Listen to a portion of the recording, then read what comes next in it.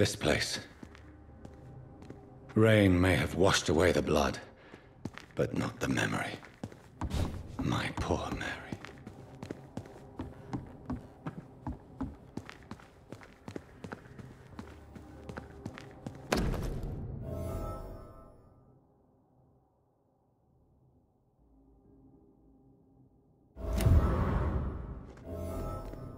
This is my watch. Damn grave robbers.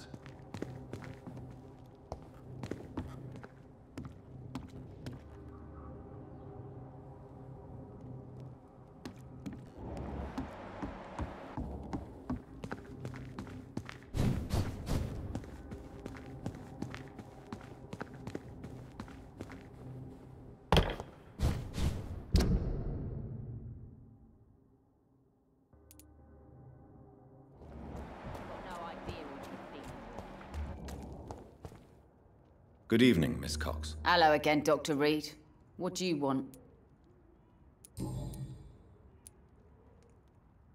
Tell me your feelings about Booth's belief in monsters, Edwina. It makes him look weak in front of the boys. That's my feeling about it.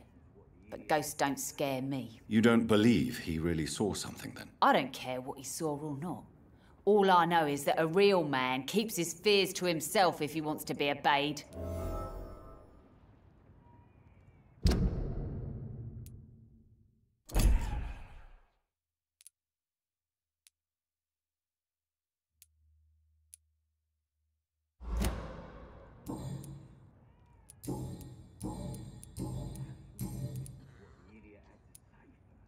I managed to reach the mass grave in Southwark. It was not pleasant. Spare me the details, Dr. Reid. All I want to know is what happened to those bastards who owed me money.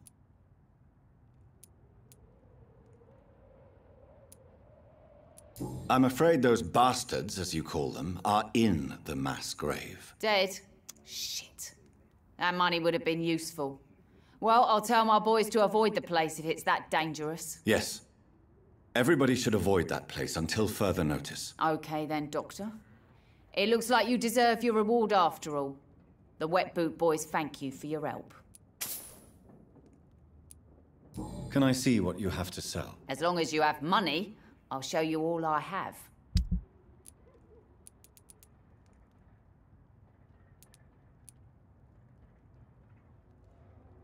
Goodbye, Miss Cox.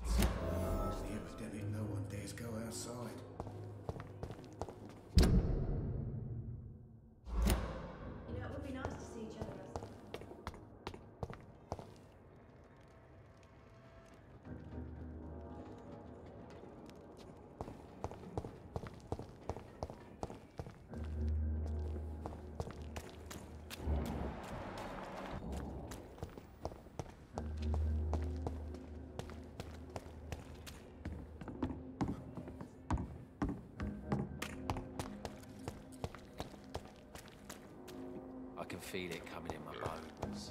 The hatred. Away.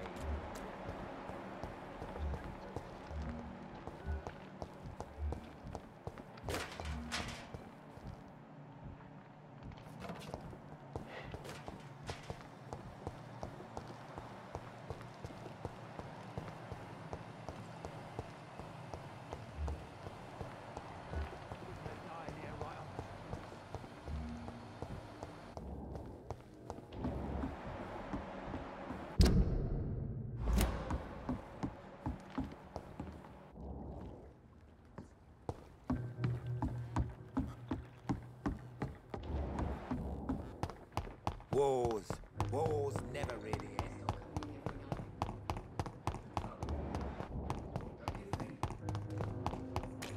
Then the gangs, the epidemics, everyone.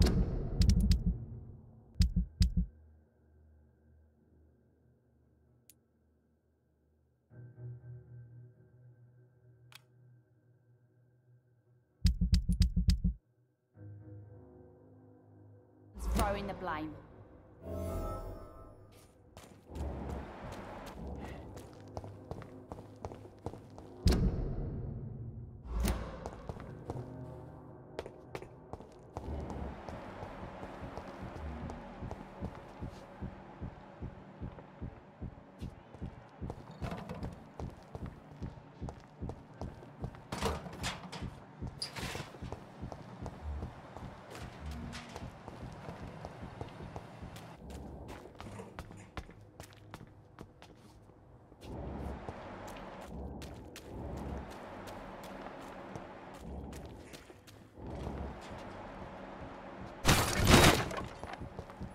This is a slaughterhouse. It's locked.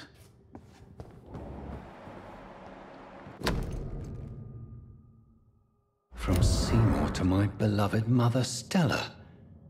Fishburne, that sneaky bastard.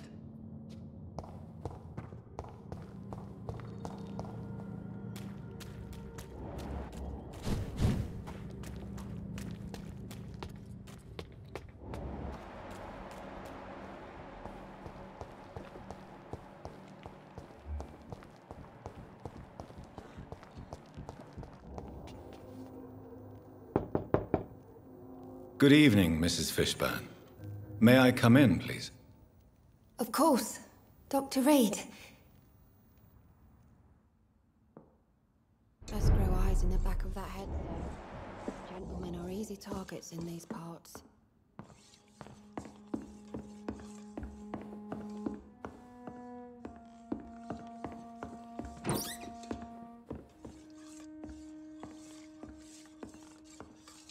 It's locked, all right. What can I do for you, Dr. Reid?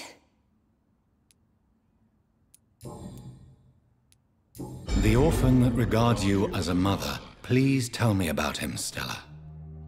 You mean Rufus? I wish I could do even more for the poor boy. Most people are so selfish. But you're not. Years may have passed, but I haven't forgotten how it feels to go through days with nothing but an empty stomach.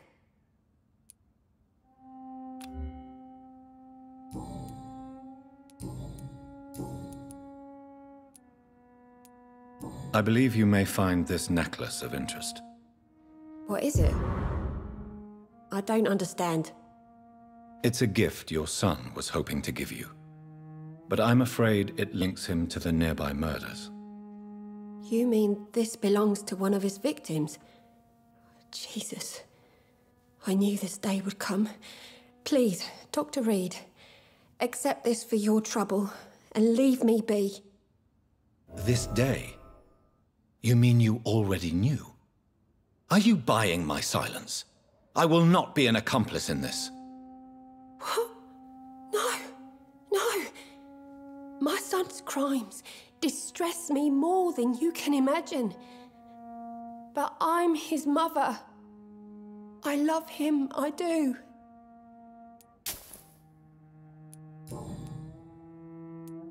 Your son's gone way beyond simply bullying people.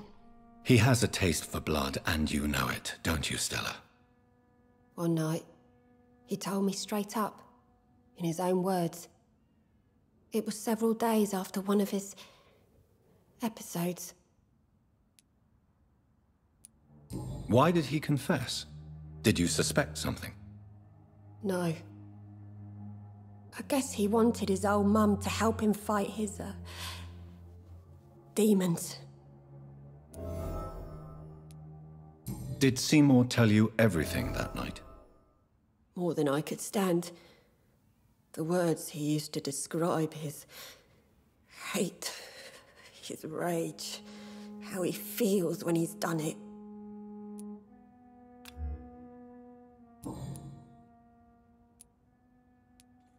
Stella, I know you are ashamed of your son's crimes. So why do you protect Seymour? I can't report my own son, can I?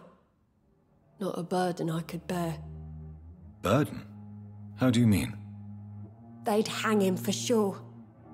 I won't send my only son to his death.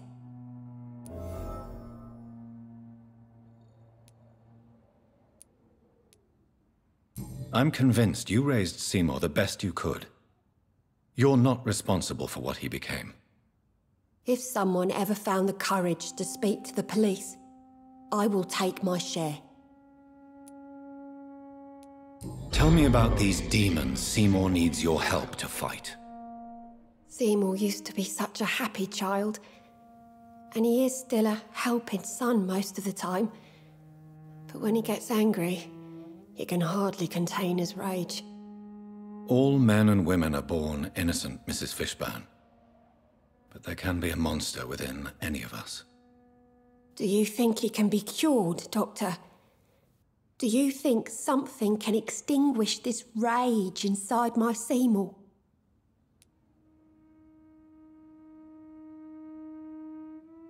Science has only just begun to investigate the mysteries of the human mind. Currently, we have more assumptions than fact. There ain't no hope, then. Somehow, somewhere, my son has turned into a monster, and nothing will bring him back.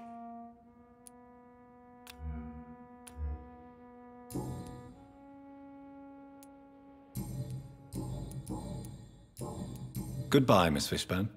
Take care of yourself.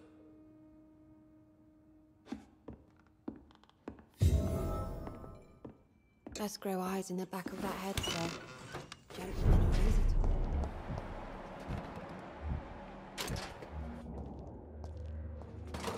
to... Good evening, Mr. Fishburne. Yeah.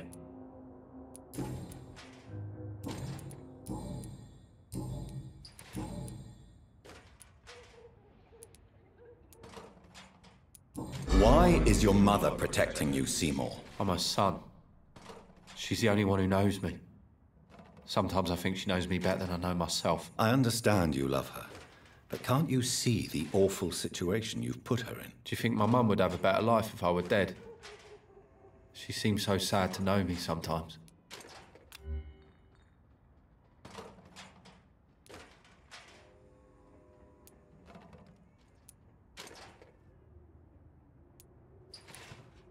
I don't believe death is the appropriate sentence for murder.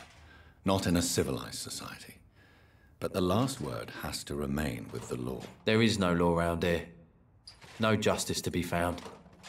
In these parts, revenge is the only answer. Tell me about your victims, Seymour. Who were they? Why them? Was there a link? Why should there be? They just kept getting on my nerves at the worst times, that's all. How many? How many victims? It's not like I keep records. It happens when it happens. You feel nothing, do you? No empathy for your victims at all? You seem pretty calm yourself, don't you? We're not talking about me. That right? Well, our calm's the only thing we have in common then. Did you take pleasure in killing them, Seymour? All those people, all those lives extinguished. I take no pleasure from it. Just gives me peace. Stills the anger. For a time. This rage you feel, have you ever been able to control it? Resist it? I tried. For my mum. I tried for her. Telling the truth made me feel better. For a while. Don't you think you should seek help? Talk to someone you trust, someone who cares about you. No. And don't dare speak about me to your colleagues either. Keep your mouth shut tight. Especially about my mum.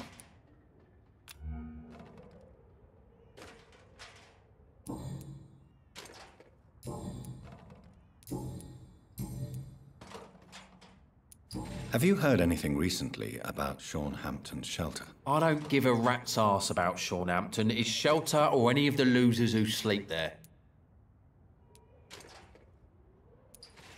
Aren't you worried about the conditions here in London? I've heard armed men have started patrolling the city. Even killing the sick to stop the epidemic. Starting to like this city again.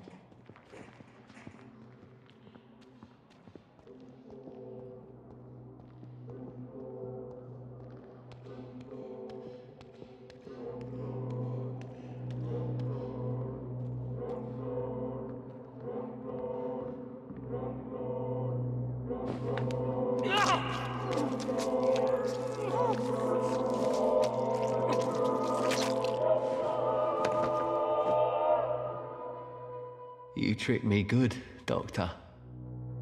Tell me, who will take the blame for your murders now that I'm dead?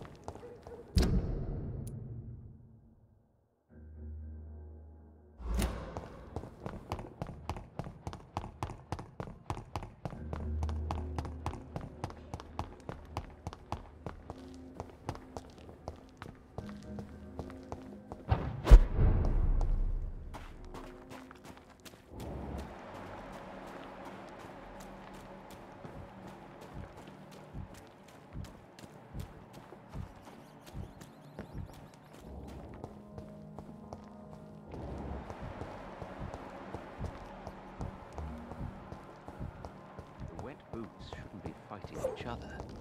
They've got bigger problems elsewhere. Good evening, Mr. Throgmorton. Dr. Reid, can I be of any assistance? Have you noticed anything suspicious lately?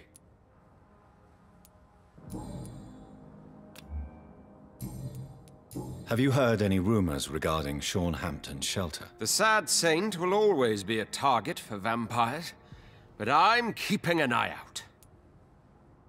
Goodbye, and good hunting, Mr. Throgmorton.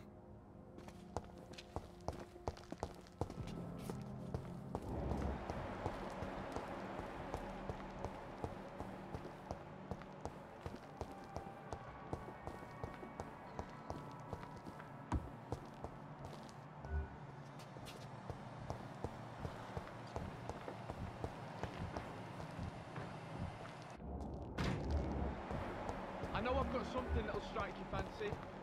If not, I'll find you something. Good evening, Miss Gillingham. May I come in? Of course, of course. Please, sir.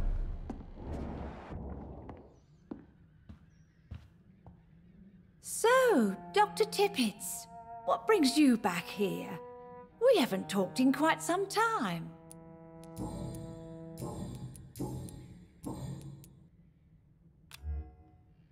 Have you heard anything recently concerning Sean Hampton's shelter? I've never heard that name before, I'm afraid. Are you worried about the sanitation crisis in London? Too much noise, too much shouting. It keeps me up. Is it really gunfire I'm hearing? Goodbye, Miss Gillingham.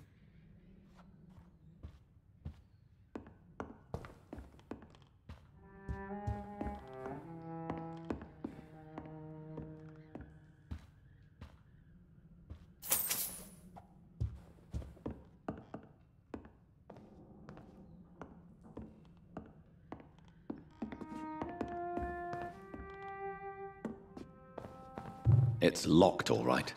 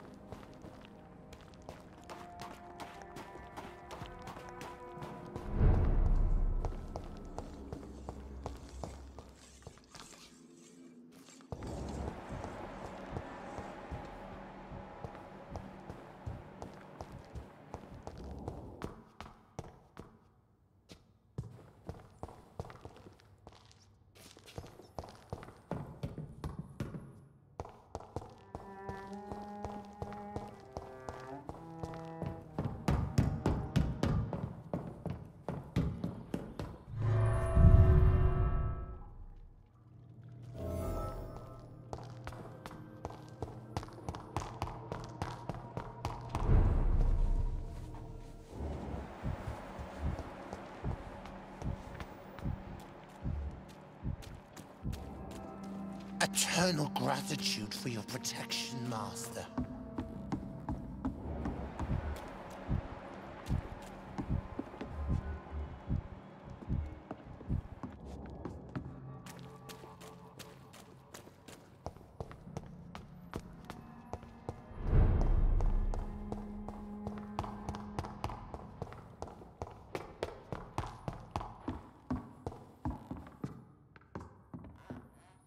Rodney, you're the man who killed that gang member, are you not? Is that why you are hiding in this godforsaken place? Yes, I did. I did not even know his name. Then why did you kill him? That arsehole always mocked me for the colour of my skin. Usually I let it go. But not that night. We fought. He died.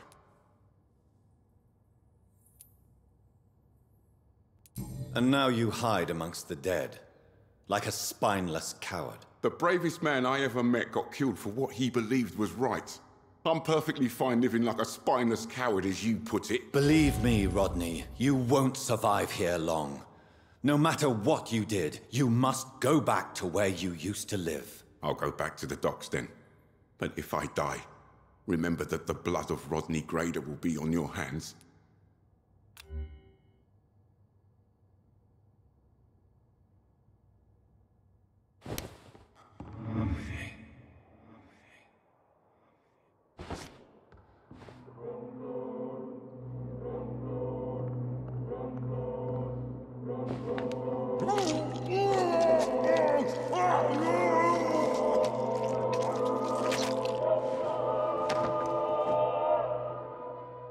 Forgive me, Jack. If I had stood by your side, we both could have changed things for good round here.